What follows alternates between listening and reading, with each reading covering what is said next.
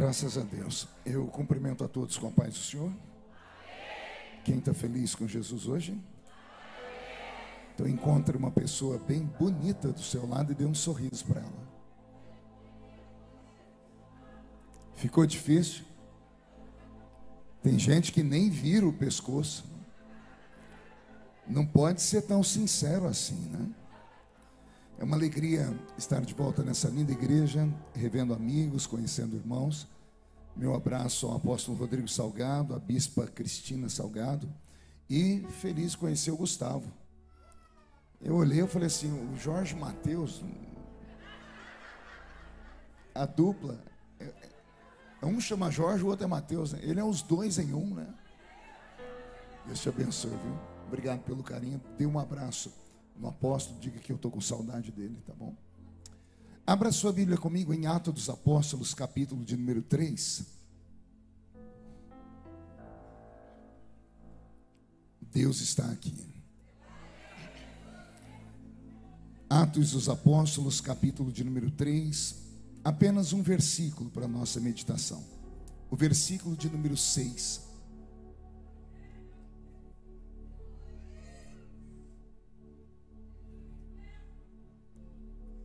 Atos capítulo 3, versículo 6. E disse Pedro: não tenho prata nem ouro, mas o que eu tenho, isso te dou. Em nome de Jesus Cristo, o Nazareno, levanta-te e anda. Feche a Bíblia, coloque no banco, na cadeira e pegue na mão da pessoa mais perfumada do seu lado. Tentei bonito, não deu certo. Perfumado deve ter alguém. Isso. Aperte a mão da criatura com carinho até ela falar aleluia. Pentecostal que não faz barulho. Está com defeito de fabricação, não é? Vamos orar? Senhor, mais uma vez nós te exaltamos, te glorificamos. E entendemos que esta igreja será palco da sua revelação nesta noite. Os que vieram tristes começarão a saltar de alegria. Os que vieram se arrastando não voltam para casa se arrastando. Hoje voltarão voando nas asas de um novo tempo. E antes que eu comece a revelar os seus mistérios, cerque esta igreja com a sua presença.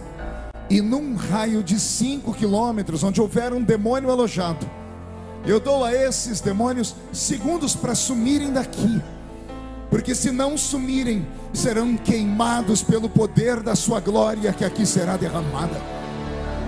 Rasgue os céus sobre nós esta noite, manda anjos de fogo descerem aqui, que estes anjos desçam trazendo brasas de fogo nas mãos, comecem a esparramar estas brasas entre nós, e onde houver um crente cheio do Espírito Santo, pega ele nesta noite, Jesus, e mostra o caminho da verdadeira e poderosa adoração. Fala conosco, fica conosco. É o que eu te peço agora e sempre. E toda a igreja diz: os que podem, tomem seu assento, aplaudindo a Jesus, porque Ele é bom, porque Ele é maravilhoso. Pastor Gustavo, seria muito pedir para que o ar-condicionado ou diminuísse ele ou desligasse? Obrigado. Eu estou velhinha. Velho não suporta ar-condicionado. Daqui a pouco a minha voz vai lá para o espaço. Quem acredita que Deus ainda fala?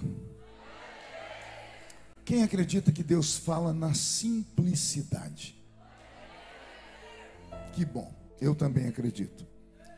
Eu prego o Evangelho de Cristo desde criança. Eu tinha 13 anos quando comecei a pregar. Hoje eu tenho mais de 50.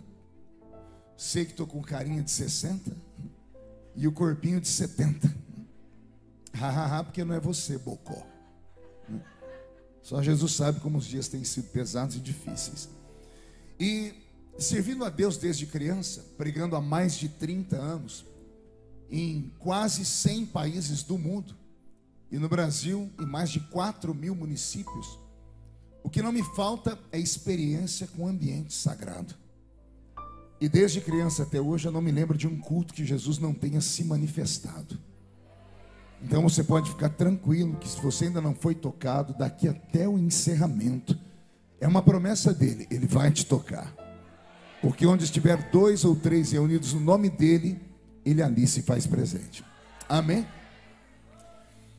Por que eu perguntei sobre a simplicidade? Porque o texto que eu li é um texto extremamente conhecido.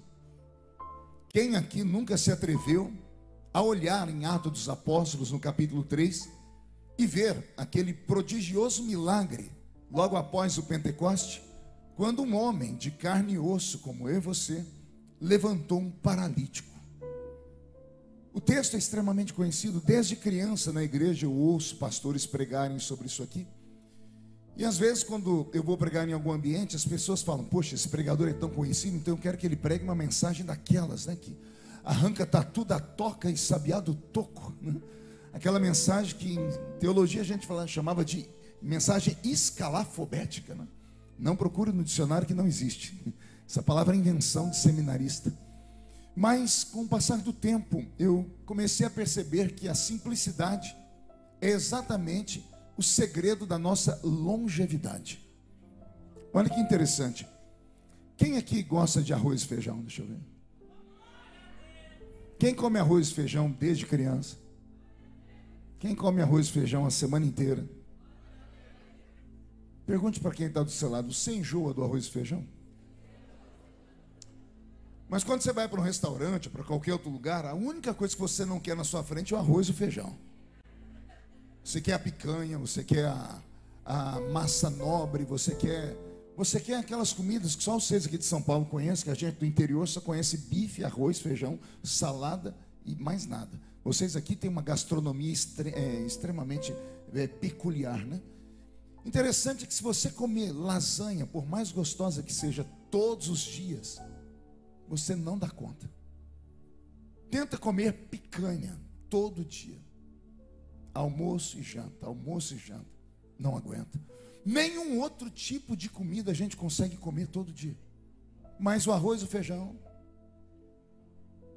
a gente come. E quando a gente vai fazer viagem, eu viajo muito pelo mundo, chego lá, as pessoas querem apresentar aquelas comidas gostosas. Depois do terceiro dia eu falo: irmão, não tem um arroz, um feijão e um ovo, né? Mas ovo, pastor? É, porque eu sou lá da roça, tem coisa mais gostosa? Um arrozinho feitinho na hora, um feijãozinho com um ovo frito e uma saladinha de alface e a bendita Coca-Cola do lado. Valeu até um aleluia da irmã ali. Essa é das minhas, né?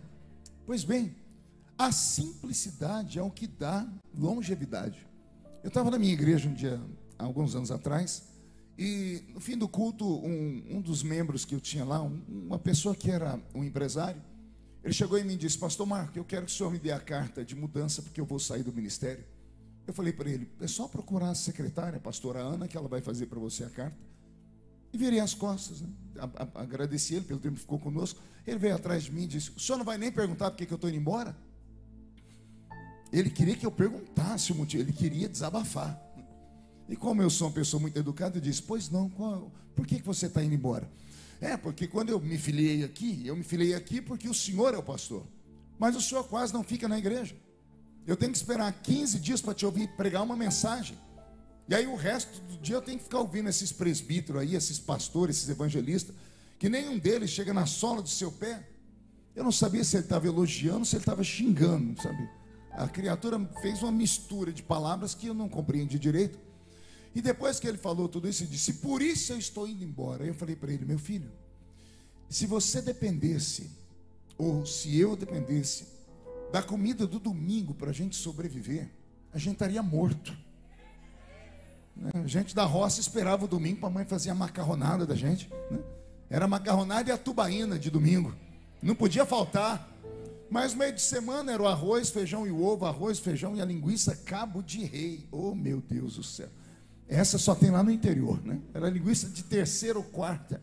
Era isso, mas no domingo era macarronada. Agora tenta comer macarronada de manhã e de tarde, de segunda a domingo, não dá conta.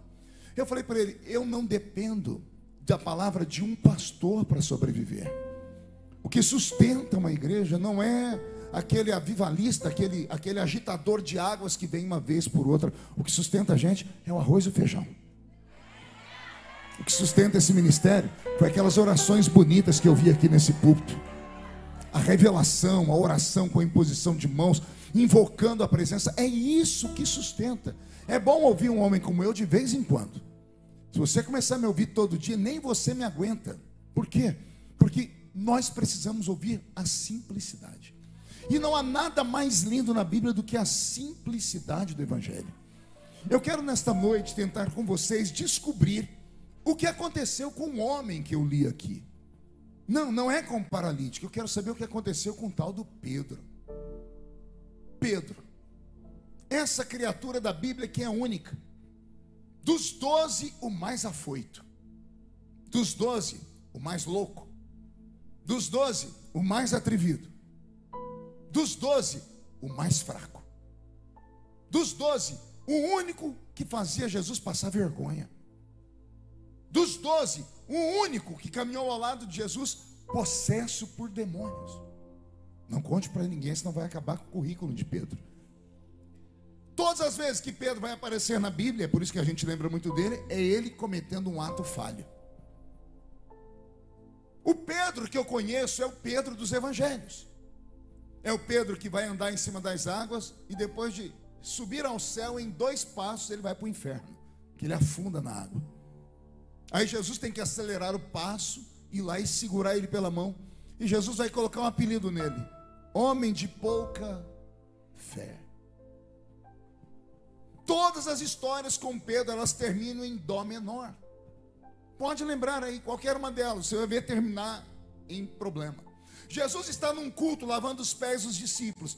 Ele lava o pé de João, dá certo, as pessoas até estão emocionadas. Ele lava o pé de Tiago, deu certo. Ele lavou o pé de todo mundo. Quando foi lavar o pé do Pedro, não tinha o pé do Pedro. Pedro escondeu os pés. Jesus falou: por que você está escondendo os pés? Ele disse: no meu pé o senhor não coloca a mão, não. Acabou com o culto.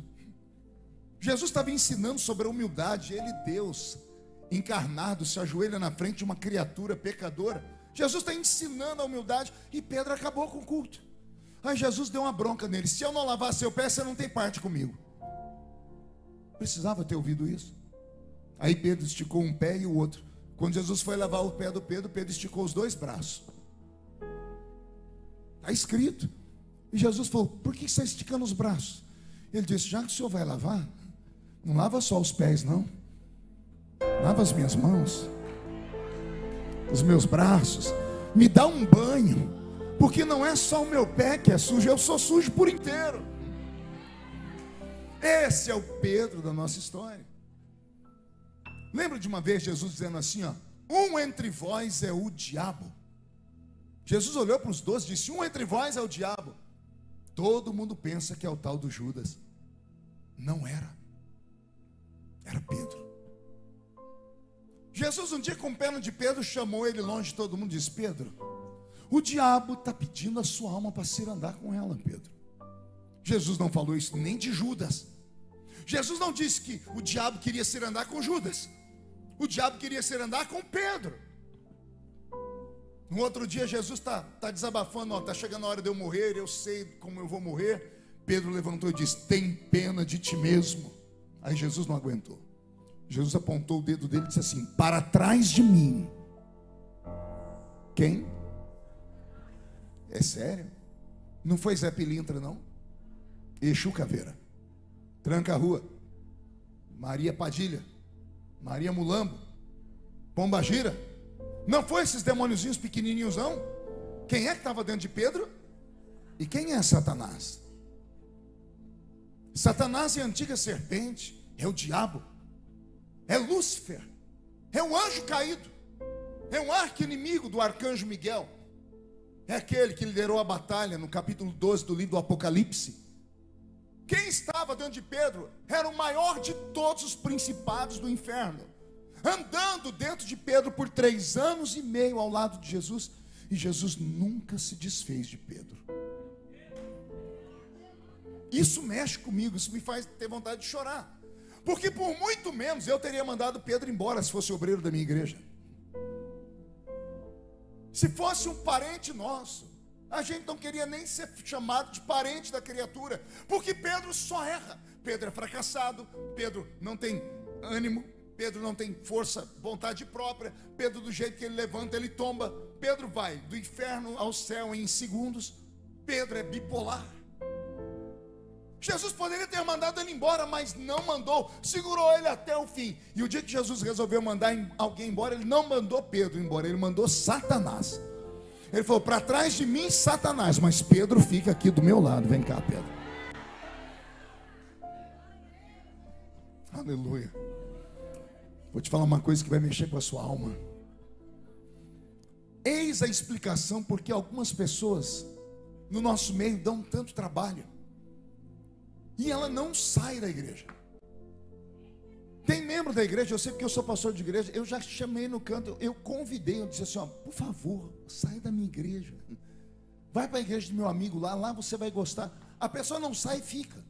Veja só, eu que não sou o dono da igreja, sou só o pastor, às vezes me dá vontade de convidar uns crentes para ir embora. Por exemplo, eu estou pregando aqui agora, se eu ficar forçando muito o olhar, eu vou chamar pelo menos uns 40 para ir embora. A criatura não para de me olhar com a cara feia. Parece que foi batizada num pote de vinagre. É sério. Depois das orações de fogo, libertação e tudo, a criatura está aí com esse olho seco até agora, parecendo olho de sapo que morreu no dia de enchente. Achou que eu não ia falar, né? A criatura está num culto de sexta-feira, culto de libertação. Só faltou ele falar assim, ó: venha. A criatura está aí com essa boca travada, essa boca de aço, essa língua de ferro e esse queixo de concreto. A minha vontade era de mandar embora, mas eu não posso porque a casa não é minha.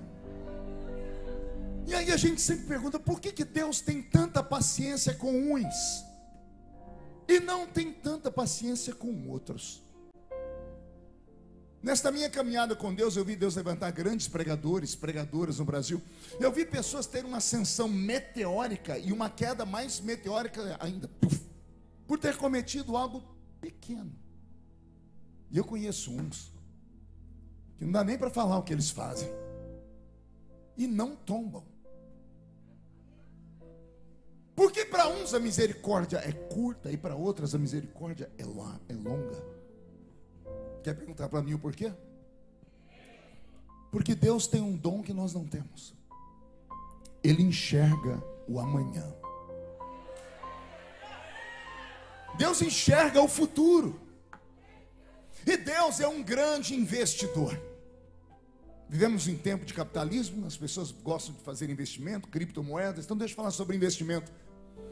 A capital do investimento no mundo é uma pequena ilha nos Estados Unidos da América chamada Manhattan. A ilha de Manhattan fica ali no coração de Nova York. Fundada por judeus, e não conta para ninguém, fundada por judeus que fugiram do Brasil, saíram de Recife expulsos por serem judeus. Olha só, Manhattan era para ter sido no Brasil. Olha que porcaria das pessoas não entenderem nada de Bíblia. Expulsaram os judeus de Recife. Eles entraram dentro do barco, saíram sem rumo e resolveram subir. E foram subindo e chegaram naquilo que se chama hoje de Nova Inglaterra, que é os Estados Unidos da América. E fundaram ali a ilha de Manhattan. Veja só, o Estado de Israel não produz uma única pedrinha de diamante. E quem detém o comércio de diamante do mundo inteiro? Os judeus. A bênção de Deus está sobre eles. Mas isso é uma pregação para outro dia. Lá na ilha de Manhattan existem os maiores especuladores, chamados especuladores de Wall Street. O que são especuladores? São homens extremamente ricos que fazem da vida um jogo. Eles compram empresas falidas e vendem. Compram quando está no capital baixo, vende quando tem uma alta. Tem alguns que compram empresas que só vão dar lucro depois de 10 anos. Mas é uma aposta.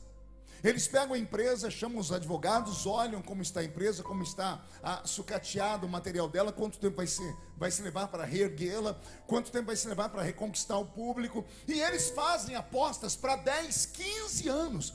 Eles jogam dinheiro aqui que você, se fosse você, fala: não, eu não faria isso. Vou esperar 15 anos, nem sei se eu vou estar vivo até lá. Homens de carne e osso apostam no futuro sem conhecer, usando apenas a experiência, usando apenas o instinto. Agora imagine um Deus que não conhece passado, nem futuro, nem presente. Porque passado, futuro e presente são tempos, e Deus é atemporal. Onde Deus está não tem tempo. Por exemplo, Deus está olhando para você aqui agora, me ouvindo pregar. Neste mesmo instante que Ele te vê sentado aqui, Ele te vê sendo plantado no útero da sua mãe. E Ele te vê também você sendo sepultado ou sendo arrebatado no último dia. Por quê, pastor? Porque na mente de Deus não existe tempo, para Ele sempre é. Quando Deus te plantou aqui, Ele já sabia o que ia acontecer com você. Como assim, pastor? Tudo que você está passando já estava escrito. Aonde, pastor? Em qual livro? Num livro que só Deus tem acesso. Isso é invenção sua, pastor? Não, é só você abrir a Bíblia e ler agora Salmo 139 e o versículo de número 16. Leia aí na sua Bíblia. Salmo 139, versículo 16. Você vai ver Davi dizer assim: todos os meus dias estavam escritos no seu livro, antes que estes dias viessem a existir. Não, vou falar de novo para ver se isso mexe com você. Todos os seus dias já estavam escritos no livro, antes que esses dias viessem a existir. É Davi que está dizendo. Por que Davi está dizendo isso? Ele está com mais de 70 anos, está terminando a vida depressivo, terminou a vida com a morte de filhos, terminou a vida com o pecado de Batseba atacando a mente dele. Ele estava ruim. Aí ele foi orar, daqui a pouco ele começou a desabafar. Ele disse: Deus, sim, Davi, é impressão minha ou tudo que eu estou passando o Senhor já sabia? Deus: é, Davi, eu já sabia. O Senhor já sabia de Golias? Já. E de Batseba? Também. A pergunta que fica é: por que o Senhor não me livrou de Batseba? Ele poderia ter interferido na vida de Davi, na sua, na minha, mas ele não interferiu. Porque há um ciclo, nós somos obrigados a passar por esse ciclo. E é passar pelo teste do tempo que te dará a vitória lá no último dia. O que eu quero dizer com isso? Eu quero dizer que nada, nem ninguém pode surpreender Deus. Não existe a mínima possibilidade de Deus um dia chamar um arcanjo: traga um copo de água com açúcar. Por quê, Senhor? Porque eu tomei um susto. Como assim? Eu abri a janela e vi aquele homem lá pecando. Como assim? Eu chamei ele e agora ele está me traindo. Ele me pegou de surpresa. Não existe essa possibilidade. Será que existe essa possibilidade? Sim ou não? Quando Deus te chamou, Ele sabia tudo? Vou perguntar de novo: Ele sabia tudo? Ele sabia até aquilo que você ainda não passou? Então quer dizer que se Deus sabia tudo, Ele sabia das suas vitórias, mas Ele também sabia das suas derrotas.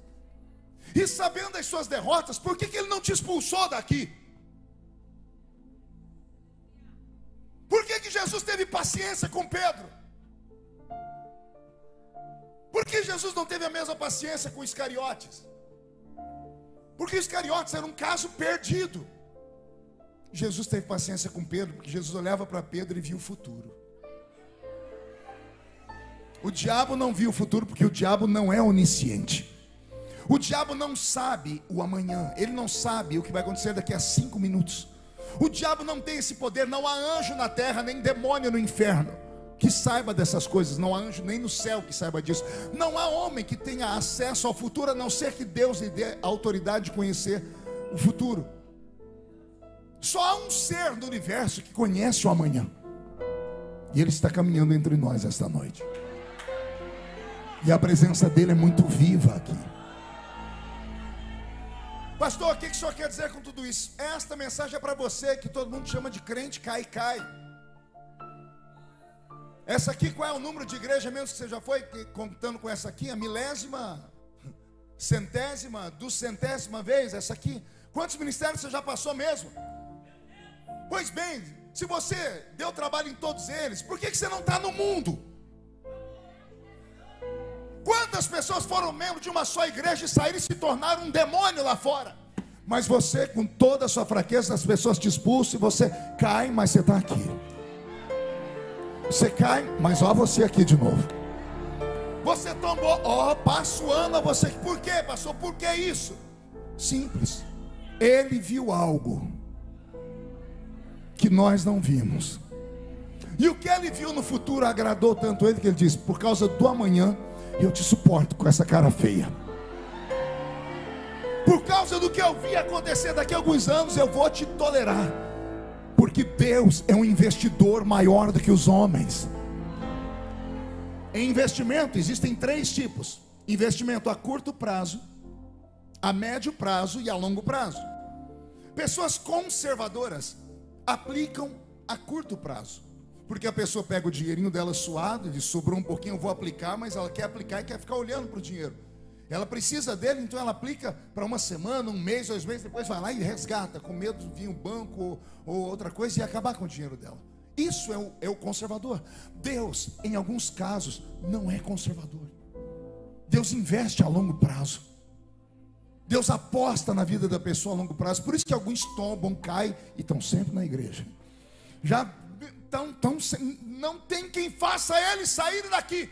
Eles estão agarrados por uma promessa. Promessa que não foi feita por homens, promessa que foi feita por Ele. E quando Deus promete, passa o céu, passa a terra, mas as palavras que Ele falou não podem passar jamais.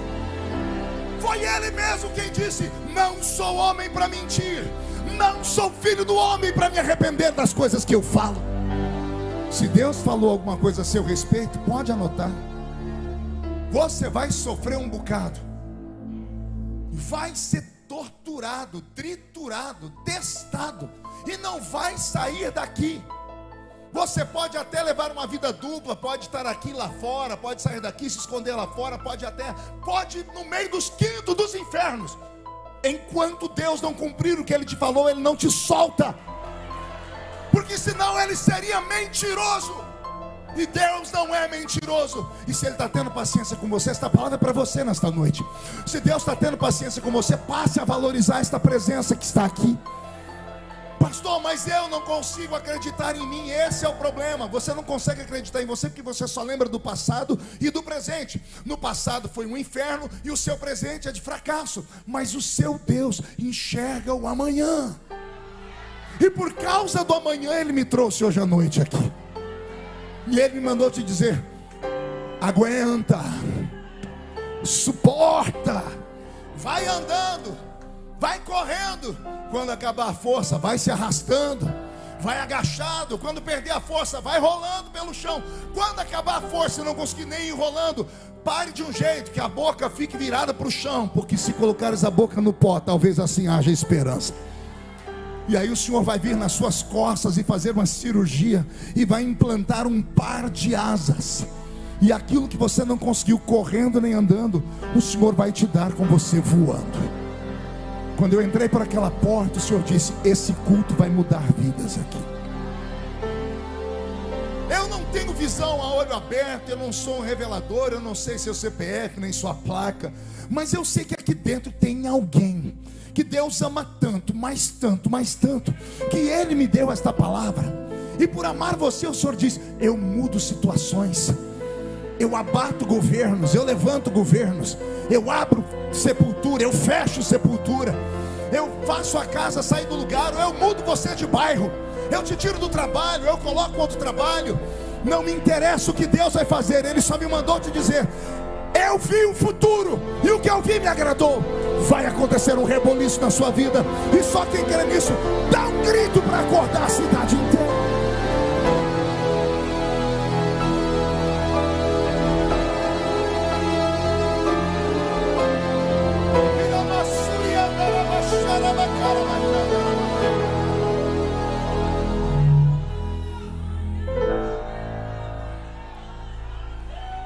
Só vamos entender a paciência que Jesus teve com Pedro nos evangelhos quando a gente entra em Atos dos Apóstolos. O Pedro dos evangelhos era covarde. Ele negou Jesus por 3 vezes antes que o galo cantasse. Sim ou não? O Pedro que andava com Jesus não conta para ninguém. No dia em que Jesus foi traído, a Bíblia diz que Pedro arrancou a orelha de um soldado. Sim ou não? Ele arrancou com o quê? Uma espada. E onde ele arrumou aquela espada? Já vi irmãos falarem, Pedro brigou com o soldado e arrancou a espada da mão do soldado. Conversa para boi dormir. Como é que um pescador vai conseguir desarmar um militar que foi ali para executar aquele plano? Se pegar o militar de surpresa, como a gente vê em vídeo, aí a pessoa vai e tira a arma da cintura do soldado, tudo bem. Mas o soldado que foi para a batalha, quem é que toma da mão desse soldado a espada? Aquela espada estava na cintura de Pedro há 3 anos e meio. Era herança de quando ele era pescador, para brigar com os piratas, porque ele e João pescavam a noite toda, chegavam às vezes na beira da praia e vinham outras pessoas para roubá-los. Então eles usavam a espada para se defender. Pedro confiava em Jesus, mas não largava a espada de jeito nenhum. Agora a parte mais bonita, pergunte qual? Será que Jesus nunca viu essa espada? Na hora de sentar aqui para comer, não tem como esconder a espada. Eles dormiam em lugares juntos. Jesus viu aquela espada 1000 vezes. A pergunta é, por que Jesus não falou para ele? Joga fora essa espada. Tira essa espada da cintura. Ó, que ensinamento violento agora. Pergunte para mim, por quê, pastor? Jesus sabia de uma coisa. Do que adianta tirar a espada da cintura se ela morava no coração? Entendeu aí? Vou dar um exemplo prático. Eu me casei assembleiano. Minha sogra não deixou nem filmar o meu casamento para não comprar televisão. Ela falou, se você filmar, você vai ser tentado e vai colocar uma televisão dentro da sua casa. Eu sou da época que televisão era pecado. Tem alguém aqui dessa época também ou não? Os caras estão tudo moderno aqui. Só eu e mais 3 aqui. Nós sofremos mais que vocês, viu, raça? E eu lembro que toda quarta-feira eu ia jantar na casa da minha mãe. E quando eu entrava, já entrava pela sala e ali eu ficava. E eu ficava vendo televisão. Marco, vem jantar. Mãe, eu vou jantar aqui na sala mesmo. Traz a comida aqui para mim. Eu nem olhava para ela, eu pegava o prato aqui. Comia. Se quer um refrigerante, quero. Eu não olhava para minha mãe, eu pegava o refrigerante e colocava aqui. Terminava e entregava o prato. Eu ficava colado na televisão até 11 horas da noite. Um dia minha mãe não aguentou e disse, filho, por que você não compra uma televisão para você? Eu falei, mãe, televisão é pecado. Ela falou, é pecado na sua casa, na minha não é? Toma vergonha na cara, rapaz. Naquele dia minha ficha caiu. E eu comecei a entender por que algumas igrejas não conseguem mudar as pessoas. Porque de fato não é a igreja que muda a pessoa. Toda pessoa que deixa de fazer uma prática porque a igreja manda, mais cedo ou mais tarde ela vai voltar na mesma prática. Por quê? Porque ela não foi convencida pelo Espírito Santo. Foi convencida pelo irmão, pela irmã, pelo parente, pelo obreiro. Quando o homem se intromete na questão da libertação da pessoa, ele se dá mal, porque a pessoa vai fazer não porque ela sentiu, não porque ela está liberta. Ela vai deixar de fazer aquilo para agradar a pessoa. E não tem nada pior nessa vida do que fazer as coisas para agradar os outros. E vou te contar outra coisa agora também, essa vai ser dura. Muda a música, Roberto. Sabe aquelas irmãs e aqueles irmãos que vivem para falar da vida dos outros? Aqui não tem, só tem na minha igreja. Sabe, eles mandam mensagem no privado, pastor, eu vi fulano de tal. Pastor, olha a roupa que aquela mulher está usando, olha a roupa. Vou te contar, todo crente que fala da vida dos outros, ele tem inveja daquele que ele está falando. Porque ele está falando de alguém que tem coragem de ser verdadeiro. E ela ou ele tem inveja, ela queria ter a mesma coisa. Ela queria ter cortado o cabelo, queria ter mudado a cor do cabelo, a maquiagem, queria ter colocado uma roupa mais tchan, mas ela não tem coragem. Como ela não tem coragem de ver você fazer, ela diz, eu não faço, mas ela também não vai fazer não. Ó, pastor, olha lá, tem que excluir, tem que disciplinar. Posso dar um conselho da vida para vocês hoje? Cuida da sua vida. Ah, pastor, mas eu não concordo, o problema é seu. Cadê o Licã? Você pôs meia hoje? Fica em pé, Licã. Eu também não gosto que o Licã trabalha comigo Anda com essa. Olha a roupa dele. Não, ó. É o Chico Bento da turma do Cebolinha. Não, vira para o pessoal ver a sua roupa. Vai tudo rasgado. Olha o sapato, olha a meia, não tem meia. Fica com essas pernas de saracura. Eu também não gosto, mas a vida é dele. Ele gosta. Deixa ele com a vida dele, cuida da sua. Pastor, e se a pessoa não quiser cuidar da vida dela? Aí você fala assim para ela: eu vou arrumar para você um tanque cheio de roupa suja para você lavar. Porque aí você vai aprender a tomar conta da sua vida. Todas as quedas de Pedro estão escritas. Detalhe: Pedro não sabia ler nem escrever. Está escrito em Atos dos Apóstolos capítulo 4. Pedro pregou um sermão depois que ele curou esse paralítico. E os homens que ouviram Pedro pregar disseram: não são, pois, esses homens iletrados, analfabetos? Como, pois, os ouvimos falar com tanta eloquência? Pedro era analfabeto, não sabia ler nem escrever, mas todas as quedas dele estão escritas aqui. Quem foi que escreveu? Os invejosos. Todo mundo que escutou isso. Olha, Pedro está lá no meio do mar, está afundando. Escutaram dentro do barco Jesus falar: homem de pouca fé. O fofoqueiro é uma treva. Ele tem um ouvido biônico. Pedro entrou dentro do barco e está todo mundo: ei, homem de pouca fé, Pedro, você acaba com o ministério desse jeito, Pedro. Todo mundo falando: Jesus, perdoa Pedro. Pedro é assim mesmo. O senhor falou lá o quê mesmo? Um homem de pouca fé, né? Toda vez que alguém contar essa história, vai falar que Pedro é um homem de pouca fé. As pessoas escreveram sobre as quedas dele, só que depois foram obrigados a escrever sobre as vitórias dele. Anote isso, esse é o ciclo da vida. De uma coisa eu tenho certeza: Deus não errou quando Ele te chamou. Vou falar de novo: Deus não erra quando Ele chama. Então tenha paciência. Arruma força onde você não tem, vai em frente. Não pare para ouvir Sambalates e Tobias. Não pare para ouvir esses coveiros de igreja que nunca venceram na vida, e quando vê você querer sonhar, são os primeiros a jogar uma pá de cal em cima do seu sonho. Em nome de Jesus, eu repreendo esse espírito de piolho. Eita, que agora foi forte. Esse espírito de piolho. Que é um piolho, pastor? É um bicho que anda pela cabeça dos outros.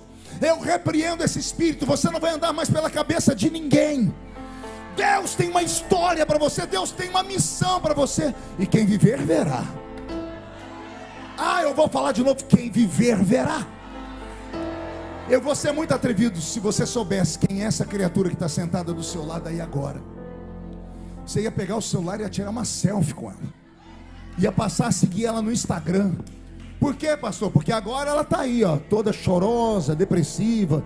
Daqui uns dias você vai ver essa criatura na televisão, vendendo um produto, criando um aplicativo, se tornando empresário, de repente gravando uma música que o mundo inteiro vai cantar. Você vai falar: eu conheço isso aí. Sabe o que vão falar para você? Mentiroso. Aí você vai tentar isso: não, estava lá no culto, estava nada. Cadê a prova? Você não tem, você não tirou uma selfie, você ignorou a pessoa que está do seu lado. Eu não vim pregar para derrotados nessa noite. Eu vim pregar para escolhidos. E não são escolhidos pelos homens, porque o homem não enxerga um palmo à frente do seu nariz. Eu vim pregar para aqueles que Deus escolheu. Alguém foi escolhido por Deus aqui? Então levante a mão direita para o céu, chacoalhe ela, agarre o ombro de quem está do seu lado, por favor. Agarre a criatura do seu lado, é para agarrar ela. Tem gente que nem para me obedecer presta, raça ruim. Agarra alguém do seu lado. Se ela ficar brava, manda ela falar comigo. Agarrou, chacoalhe a pessoa até ela ficar irritada. Irrita ela, sacode ela. Diga: Deus te trouxe aqui. Grita, diga: Deus te trouxe aqui para isso. Sacode ela, sacode, diga: para isso. Deus te trouxe hoje aqui para sacudir a sua história, para sacudir a sua existência. Vai haver um reboliço no seu casamento, vai haver um reboliço na sua vida profissional, vai haver um reboliço no seu ministério. E só quem crê nisso agora não dá um grito, não, dá um berro de glória a Deus.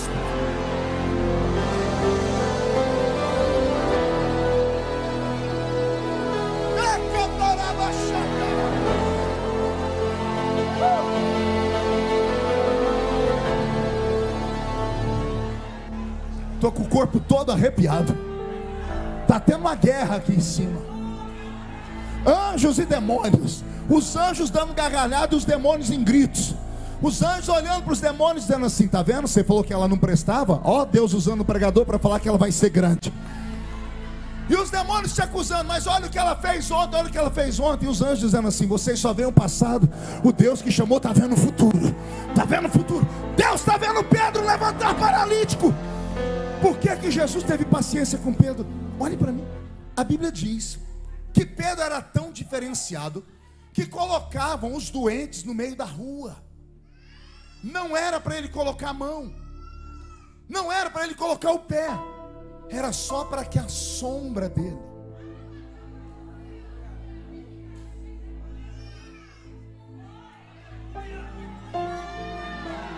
Não tem outro como ele. A pergunta que eu faço é: o que foi que aconteceu para Pedro mudar desse jeito? Porque se a gente descobrir o segredo de Pedro, possa ser que Deus mude a nossa vida também. Se Pedro era um fracassado, endemoniado, fracassado com F maiúsculo, porque era covarde. Se Pedro é um homem que afundou nas águas, se Pedro é um homem que não deixou Jesus lavar os pés dele, se Pedro é um homem que negou ele, o que foi que aconteceu com ele para ele virar esse extraordinário ser humano que até paralítico levanta? E se você ler a história do paralítico, você vai ficar assombrado, porque a Bíblia diz que Pedro disse: eu não tenho prata, eu não tenho ouro. Olha só, era Pedro e João entrando no templo, sim ou não? Então eram dois. Não está errada a forma de Pedro falar com o paralítico, porque ele começou falando no plural. Ele olhou para o paralítico e disse: olha para nós. Sim ou não? Nós somos eu e você. Nós, eu e João. Até João assustou com Pedro.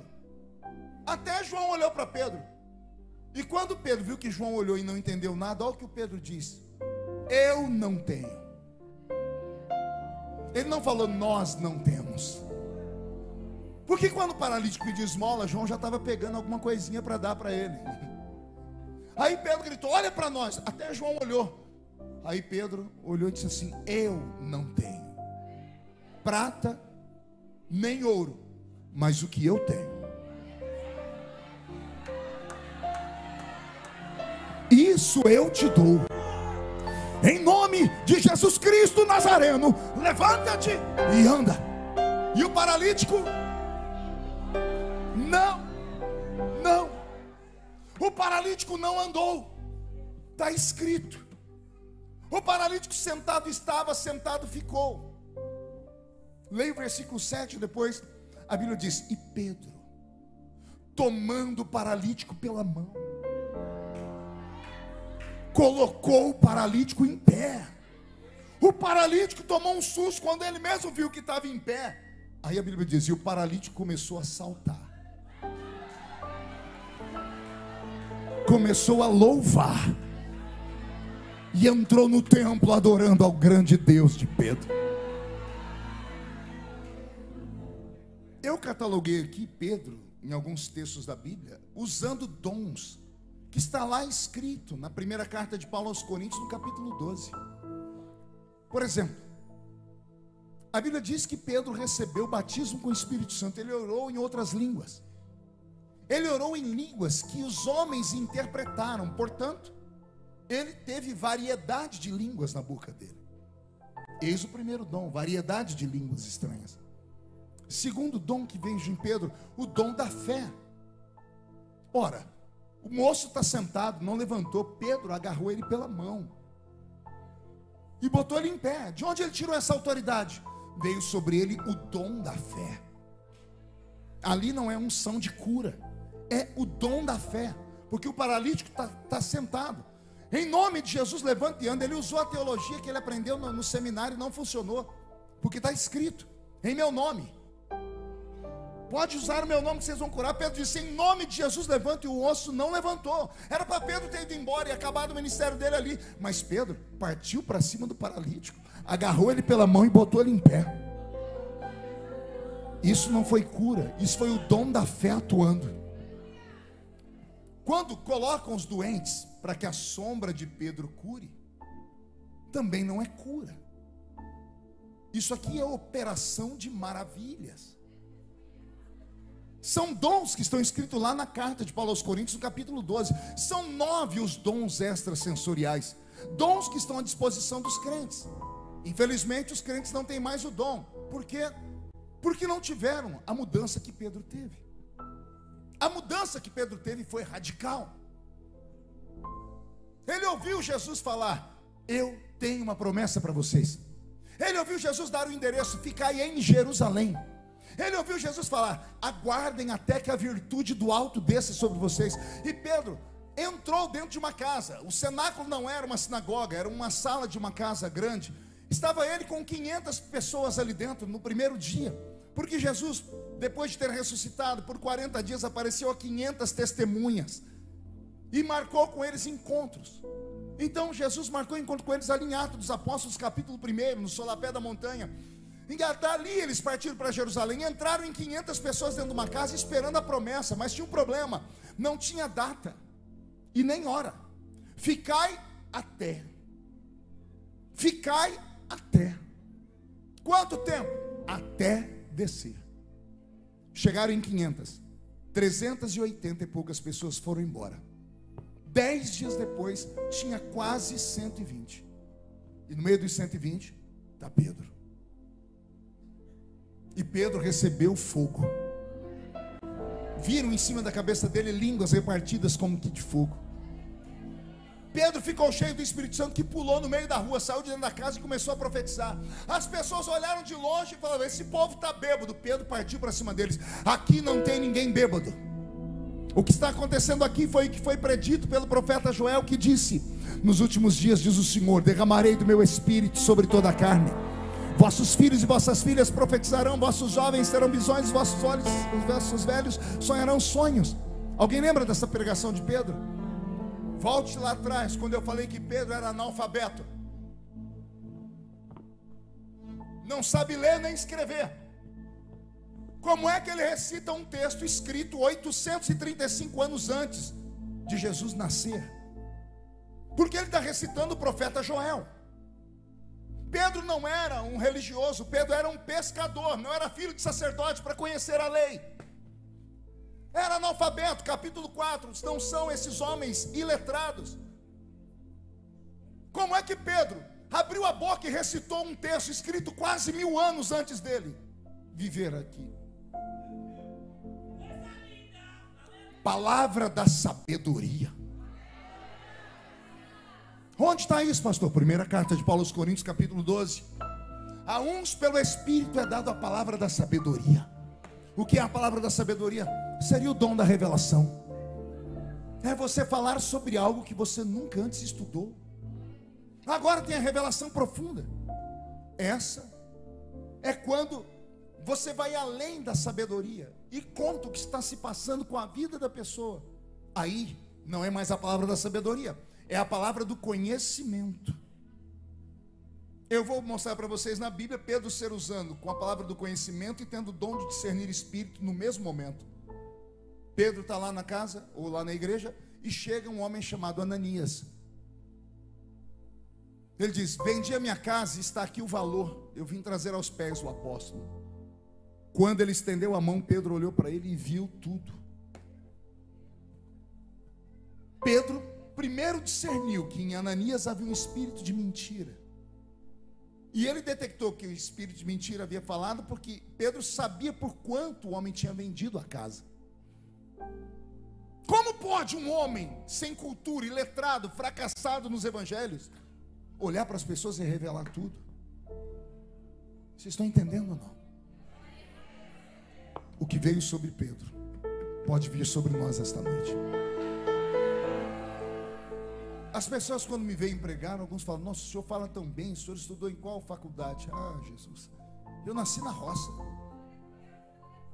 Apanhava laranja, algodão e café e cortava cana de açúcar. Minha mãe não sabe ler nem escrever até hoje. Eu escrevi mais de 20 livros sobre a Bíblia e uma enciclopédia de 750 páginas sobre ela. Como? Só pode ser Deus. Como que o meu vernáculo foi tão apurado? Só pode ser o Senhor.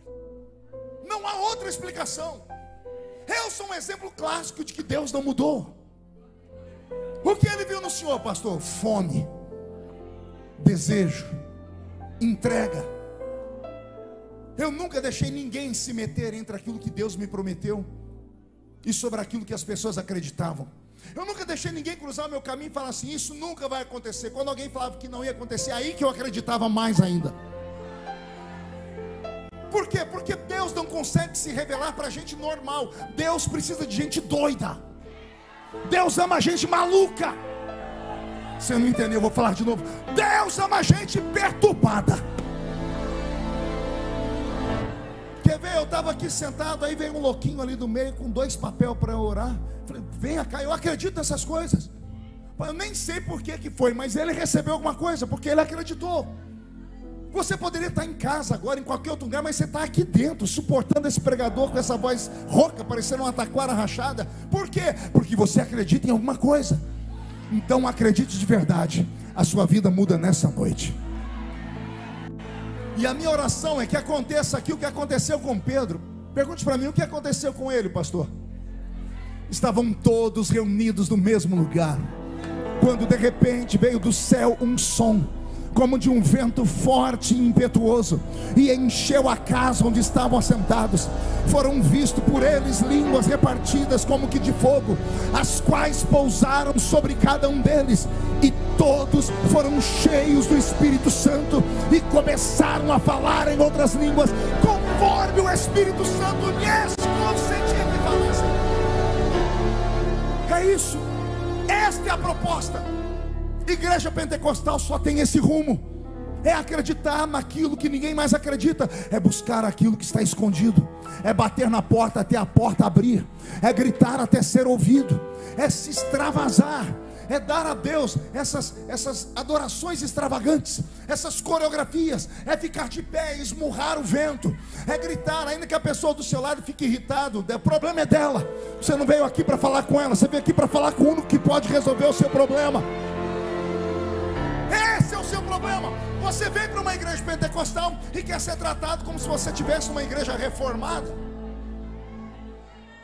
Você vem para uma igreja pentecostal: não, eu vim aqui para meu coração ser massageado. Não precisa vir aqui.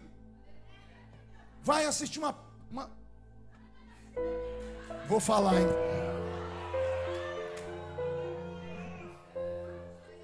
Vai fazer uma imersão com o Thiago Brunet. Pronto. Vai ler um livro do Dr. Lair Ribeiro, 47 razões porque mesmo sendo vesgo eu sou a cara de Leonardo DiCaprio. Porque é isso que a autoajuda faz. Ela pega a pessoa e massageia o ego dela, a pessoa saindo: eu sou, dá 4 passos, ela: não sou. Acabou. Aqui não é lugar de autoajuda, aqui é lugar da ajuda do alto. E como é que a gente destampa, pastor? Como é que a gente abre a porta do céu? Gritando. Eu provo que é gritando. Diga para mim, prove. Quem aqui já teve num culto daqueles que você falou: o que eu vim fazer hoje aqui? Aquele frio, nada ia para frente, tudo travado. O diácono estava endemoniado, o pastor estava bravo, a criancinha estava possessa por pelo menos uns 8.000 demônios. Tudo te atormentava. Aí de repente o culto está quase chegando no fim, e lá de trás, sempre vem do fundão, né? Um valente grita: glória a Deus! Quem já participou de um culto assim? Quando a criatura gritou glória a Deus, o que as pessoas fizeram? Automaticamente todo mundo faz assim, ó. Sim ou não? Seja sincero, sim ou não? Todo mundo olha. No silêncio alguém dá um grito, todo mundo olha. Aí eu faço uma pergunta: por que você olhou? A criatura chamou você? Não, pastor, o barulho. Você está num shopping, tem 1 milhão de pessoas falando, você não olha para ninguém. Mas de repente alguém grita: Zé, olha você olhando. A gente só olha quando aquilo é para nós. A pessoa gritou glória a quem? E você olhou. Se ela chamou a sua atenção, imagina aquele que é único. Se tem um povo que ganha no grito, são os pentecostais. Pastor, mas isso está me incomodando. A porta da rua é serventia da casa. Isso aqui é um culto de sexta-feira, é culto de libertação, é culto de cura, é culto de milagre, é culto da pá virada. Deus vai mudar a sua história. Meu Deus, arrepiou até a barba. Fica de pé comigo. Eu quero ver os valentes aqui nesta noite. Se você for cheio do Espírito Santo nessa noite, eu não me responsabilizo se a sua sombra começar a levantar paralítico no meio da rua. Não me responsabilizo de você entrando no trabalho amanhã, olhando para a amiga e para o amigo e contando a vida dele inteira. O Senhor vai te dar dons do Espírito Santo. Foi para isso que Ele te trouxe aqui nessa noite. Ele quer te revestir, Ele quer te dar autoridade, Ele quer mudar a sua história. Por que Ele quer mudar a minha história, pastor? Porque Deus apostou na sua vida. Deus encarou o tempo, Deus encarou religiões, Deus encarou ministérios, e Ele está te segurando até hoje. É porque tem algo muito grande para acontecer na sua vida. Não desista de si mesmo, não se sabote. Por favor, para de se autoflagelar, para de dizer com a sua própria boca que você não presta, que você é um fracasso, que você nunca vai ser feliz. Pare. Palavras têm poder, palavras paralisam, mas palavras também podem te fazer voar.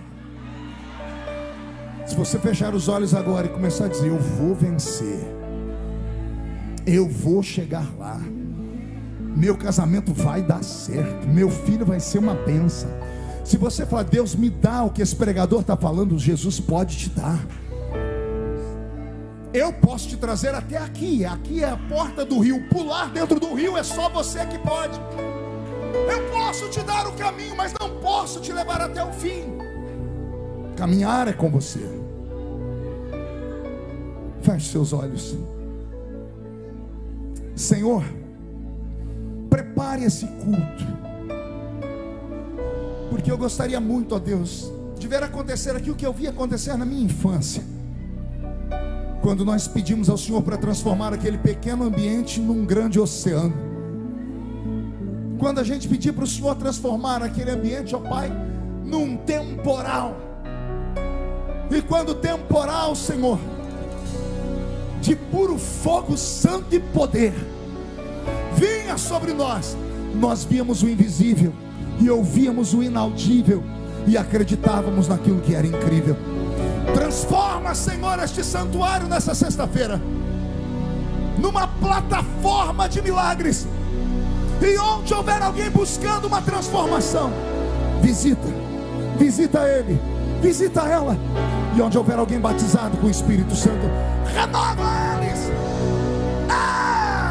Agora, meu Senhor, uma nuvem diferente agora está se formando no céu.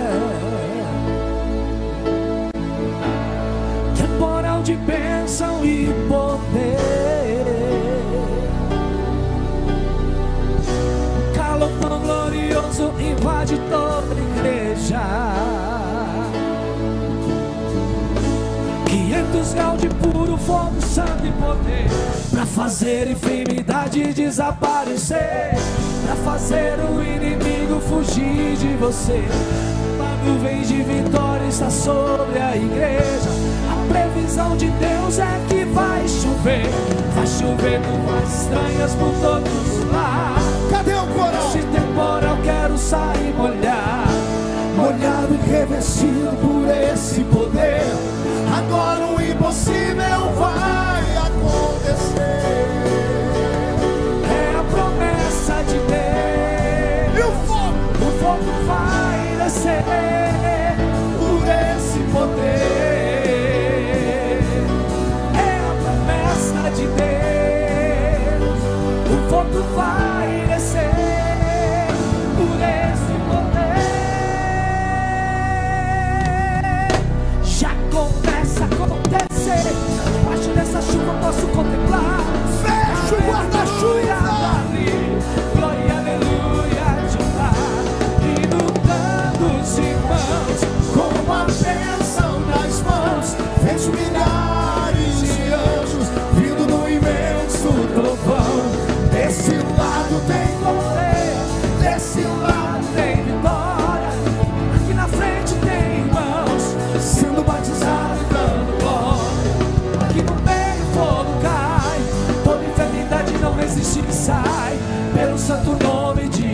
Jesus. Feche os olhos, Senhor. Nesta noite de sexta-feira, eu desafiei os seus filhos a buscarem algo novo. Eu provei para eles que o Senhor é o Deus que tem paciência. Eu mostrei para eles que o Senhor pega um homem desacreditado e transforma ele no maior guerreiro do Novo Testamento.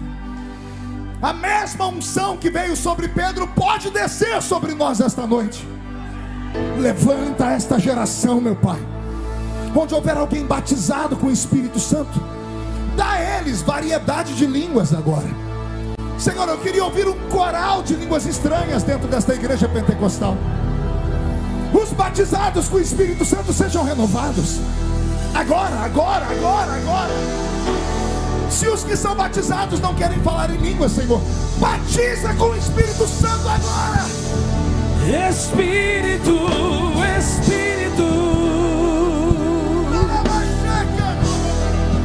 que desce como fogo, recebe com o batismo os milagres. vem como em Pentecostes, Recebe com as línguas estranhas as portas abertas para o sobrenatural. e enche-me de novo. Recebe o dom da profecia, recebe a palavra da sabedoria, recebe a palavra do conhecimento, recebe o dom da fé.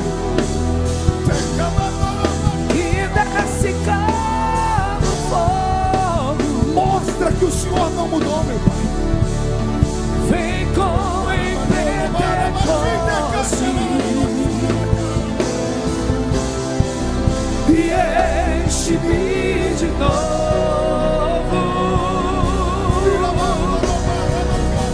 Espírito,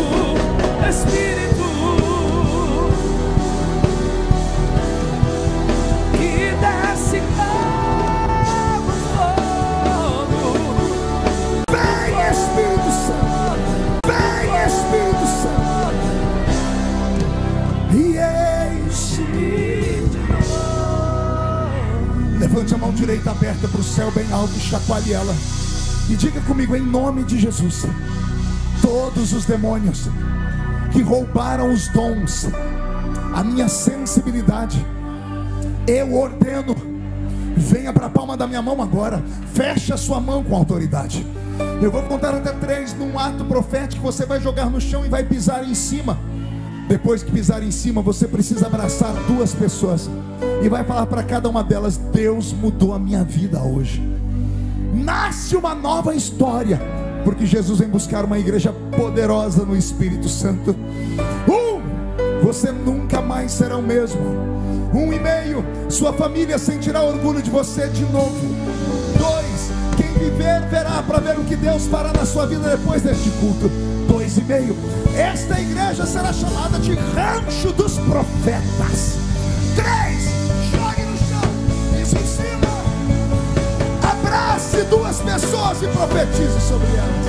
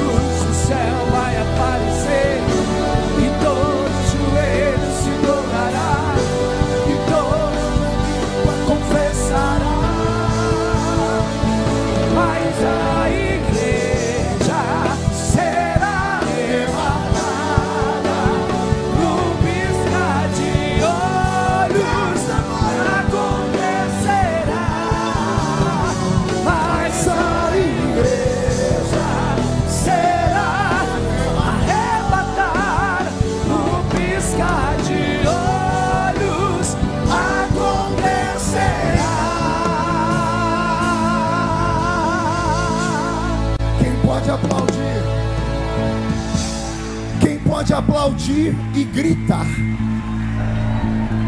Quem pode aplaudir, gritar e dar um pulo para cima? Isso aqui é um recado para o diabo. Sai da frente, Satanás! Estamos em guerra! Aleluia! Oh, glória! Amém! Murche a barriga e estufe o peito. E olhe nos olhos da criatura que está do seu lado. Se o olho dela não tiver vermelho, enfia o dedo no olho dela. Diga: você entendeu? Você é um investimento de Deus. Não deixe ninguém falar nada ao contrário. Tenha foco. Tenha objetivo. Vai caminhando. Vai rompendo. Vai andando.